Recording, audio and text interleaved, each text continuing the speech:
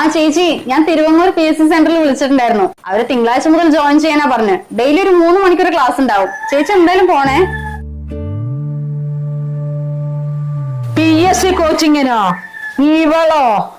അതെന്താ അങ്ങനെ പറഞ്ഞേ? ചേച്ചി PG ഒക്കെ കഴിഞ്ഞതല്ലേ? പിന്നെ PSC ഒക്കെ എഴുതി ഒരു ഗവൺമെന്റ് ജോലി കിട്ടിയ അത് അമ്മയ്ക്കൊരു അന്തസ്സല്ലേ? ഓ ശരി. അന്നാ മോള് അടുത്ത തിങ്കളാഴ്ച തുടങ്ങി പഠിക്കാൻ പറ്റോട്ടാ. ഇവിടുത്തെ പണിയൊക്കെ അവൾ ഒറ്റയ്ക്ക് ചെയ്യും. അയ്യോ അമ്മ, അടുത്ത തിങ്കളാഴ്ച തൊട്ട് ഞാനും ജോലിക്ക് പോവാ. അമ്മന്റെ അടുത്ത് പറയാൻ വിട്ടതാ, ഇപ്പഴാ മെയില് വന്നത്.